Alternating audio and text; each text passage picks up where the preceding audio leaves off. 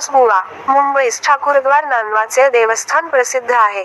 या देवाचे सभामंडपात उजवे बाजूस छोटेसे देऊळ बांधले असून त्यात स्वामी महाराजांची तस्वीर व पादुका स्थापन केल्या आहेत. नित्यपूजन, आरती वगैरे व गुरुवारी पालखी समारंभ होत असतो.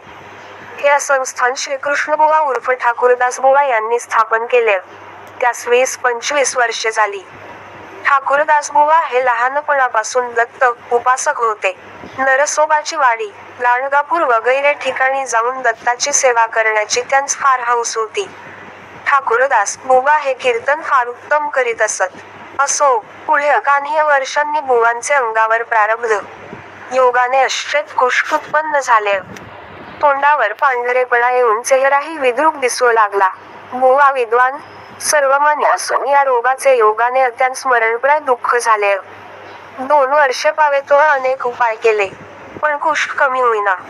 यामुळे चित्त उदास होऊन ठाकूरदासबुवांनी निश्चय केला की यापुढे स्वजनांस तोंड दाखविणे चांगले नाही, करिता काशी क्षत्रिय कुटुंबासुद्धा जाऊन वास करावा. त्याप्रमाणे तयारी करून आपले आवडते गाणगापूरचे पादुकांची अखेरची भेट घेण्यास गाणगापुरास आले. श्रींचे पादुकांवर कस्तुरी अर्पण करण्याचे 3. ठाकूरदास बुवा, मुंबईस ठाकूरद्वार नावाचे देवस्थान प्रसिद्ध आहे.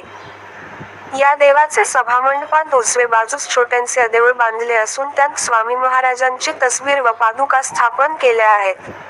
नित्यपूजन, आरती वगैरे व गुरुवारी पालखी समारंभ होत असतो. हे संस्थान श्रीकृष्णबुवा उर्फ ठाकूरदास बुवा यांनी स्थापन केले. त्यास 20-25 वर्षे झाली. ठाकूरदासबुवा हे लहानपणापासून दत्त उपासक होते. नरसोबाची वाडी, लांडगापूर वगैरे ठिकाणी जाऊन दत्ताची सेवा करण्याची त्यांस फार हौस होती. ठाकूरदास बुवा हे कीर्तन फार उत्तम करीत असत. असो, पुढे काहीय वर्षांनी बुवांचे अंगावर प्रारब्ध योगाने अश्वेत कुष्ठ उत्पन्न झाले. तोंडावर पांढरेपणा येऊन चेहराही विद्रूप दिसू लागला. बुवा विद्वान, सर्वमान्य असून या रोगाचे योगाने त्यांस मरणप्राय दुःख झाले. 2 वर्षे पावेतो अनेक उपाय केले, पण कुष्ठ कमी होईना. यामुळे चित्त उदास होऊन ठाकूरदासबुवांनी निश्चय केला की यापुढे स्वजनांस तोंड दाखविणे चांगले नाही, करिता काशी क्षत्रिय कुटुंबासुद्धा जाऊन वास करावा. हेतूने उत्तम कस्तुरी त्यांनी बरोबर आणली होती.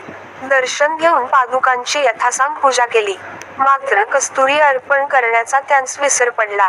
मग बुवांनी ब्राह्मण भोजन करून त्या दिवशी मंदिरात उत्तम प्रकारचे कीर्तन केले व काशीस जाण्याबद्दल श्रींची आज्ञा मागितली.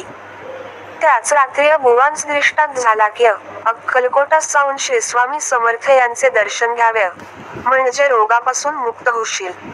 बुवा प्रातःकाळी जागे झाले. तो रात्रीचे दृष्टांताचे स्मरण झाले. स्नान, संध्यादी नित्यकर्म सारून पादुकांचे दर्शन घेऊन बुवांनी अक्कलकोटचा रस्ता धरला. 3रे दिवशी बुवा अक्कलकोटास पोहोचले. स्वामी महाराज कोठे आहेत त्याचा तपास करता बाहेरगावची एक रेशव अक्कलकोटास येऊन राहिली होती. तिचे घरी महाराज आहेत असे कळले. बुवा लगबगीने दर्शनास निघाले. श्री स्वामींचे चरणी मस्तक ठेवून बुवांनी दर्शन घेतले. महाराज बुवांकडे पाहून म्हणाले, हमारी कस्तुरी अभी का अभी लाव. ठाकूरदास बुवांस, आपण पादुकांवर अर्पण करण्यास कस्तुरी आणली होती. त्याचे स्मरण झाले आणि श्री स्वामी महाराजांनी त्याची आठवण करून दिली. त्यावरून बुवांची महाराजांच्या अंतरसाक्षित्वाबद्दल खात्री झाली. लगेच बुवांनी बिन्हाडी जाऊन कस्तुरीची पुडी आणून श्री स्वामींच्या हातात दिली. महाराजांनी हास्य करून ती कस्तुरी तेथे लहान मुले जमली त्यांस वाटून टाकली. श्री स्वामींची सेवा करीत श्रीकृष्णबुवा काहीय दिवस तेथे राहिले.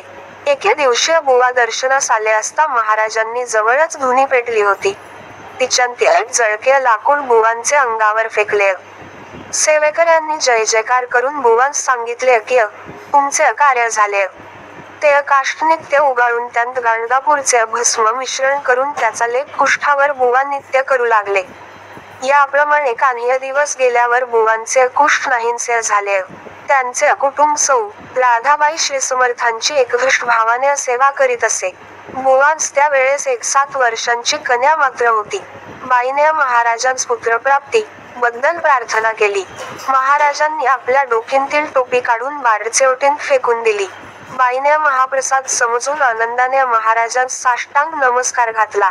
पुढे 12 महिन्यांचे अंतूच तिला पुत्र झाला. त्याच ए मात्र अनुस्वार नानो गुरुनाथ ठेवले.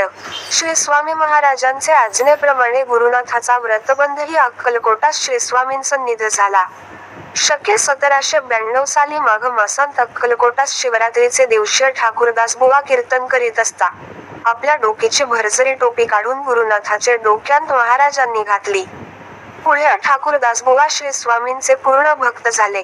ती वर्षी गुरुप्रतिपदेच्या उत्सवांत येऊन 4 दिवस अक्कलकोटास कीर्तन करून आनंद करीत असत. श्री स्वामी महाराजांच्या पादुका मुंबईस त्यांनी ठाकूरद्वारी स्थापन केल्या आहेत. ठाकूरदासबुवा हल्ली कैलासवासी आहेत, पण गुरुनाथबुवा ठाकूरद्वारी श्री समर्थांचे भजन पूजन भक्तिपुरासर करीत असतात. ठाकूरदासबुवांचा कुष्ठपरिहार झाल्यावर ते हमेशा अक्कलकोटास येऊन श्रींजवळ कीर्तन व पूजन करीत असत. एके दिवशी बुवांचे मनात असे आले की श्री स्वामींपासून आपणास गुरुपदेश मिळावा. असे मनात महाराज फार रागावून म्हणू लागले की हमकू कायक सताता हाई, हम पंतोजी पण वह करता. गाठ के गुरु बाठ के चेले हम करते कह देखे. पुढचे वर्षी बुवांनी निर्धार केला की मरण आले तरी पुरवले, पण श्री स्वामी समर्थांचा अनुग्रह घेतल्या वांचून राहावयाचे नाही. असा निर्धार करून महाराजांसमोर बुवा उभे राहिले. तेव्हा महाराज म्हणाले, निकल जाव जुता म्हणजे. हे शब्द ऐकून बुवांचे मनात भक्तिविजयांतील रामानंद आणि कबीर यांच्या गोष्टीचे स्मरण झाले. हे बुवांचे मनात येताच महाराज म्हणाले, तेरा कबीर शक मारता हाई, हमकुच परवा गह रखते. हे शब्द ऐकून महाराजांचे अंत साक्षीत्वाबद्दल बुवांस परम आश्चर्य वाटले व महाराज केवळ दत्तमूर्ती आहेत असा निश्चय करून अखेरपर्यंत त्यांनी श्री स्वामी समर्थांची सेवा. अनंत कोटी ब्रह्मांड नायक राजाधिराज योगीराज श्री स्वामी समर्थ महाराज की जय.